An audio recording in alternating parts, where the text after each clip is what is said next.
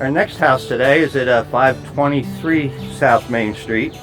For those that have brought up around here, traveled through here a lot, it was many times referred to as the house with the red shutters. In the older days, the houses on main streets like Hightstown in the 19th century, early 20th century were all expected to have green shutters or black shutters.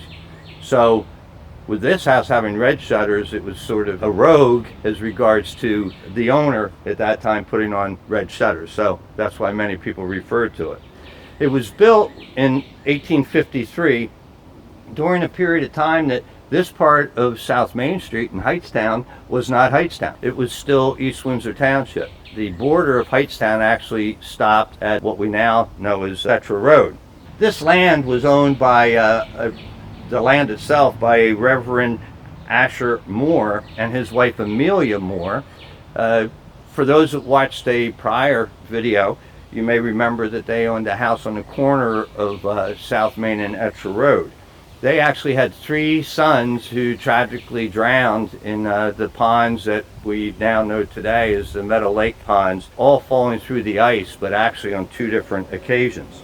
The Moores sold 18 acres of the land that they owned to William Norton and Elizabeth Cunningham Norton, and they built this house, as I mentioned, in 1853. The Nortons did not end up having any children, this branch of the Nortons family, so they willed this property to the Cunningham family, after their death. In 1886, the house was purchased by a John and Helen Schuyler. Henry and Isabel Applegate purchased the house from them in 1899. Henry was the son of E.T.R.A. Applegate. Henry, when he purchased the 7.5 acres from the Cunninghams, he later built 513, which is where we just were. He was interested in raising fruit and poultry, and he enlarged the back of this house and also became very interested in having this part of East Windsor annexed by the borough.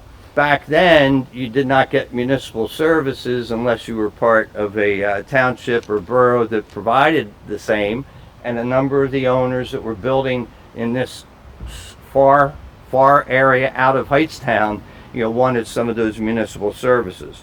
When it was first proposed in 1913 by Henry, it actually was rejected, and then it was reintroduced in 1915 and passed. Henry had been a councilman in East Windsor Township, and then soon after the establishment of this being part of the borough, 1916, he became a councilman in Hightstown and then mayor in 1919 and 1920. This house style is pretty much referred to as a colonial revival, including the additions were made on it. As you can tell, they're very simple lines and very attractive, and obviously it's been well maintained by the current owners.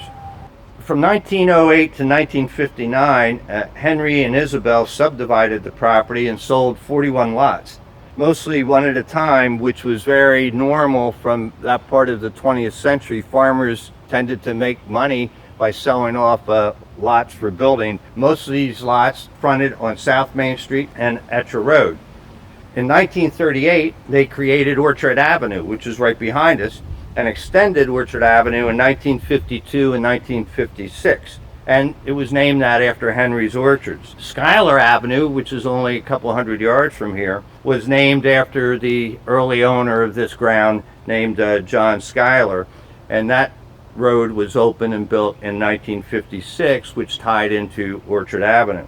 In 1959, when I was a young person, the remaining farm was sold to create what was referred to as Meadowgate Housing Development. But when I used to play back there throwing mud balls at my friends and such, it was we called it the fairways, because the signs that were posted at the entrances when it was being built was called the fairways. The extension of the development continued all the way around into what we know today as Meadow Drive and Clover.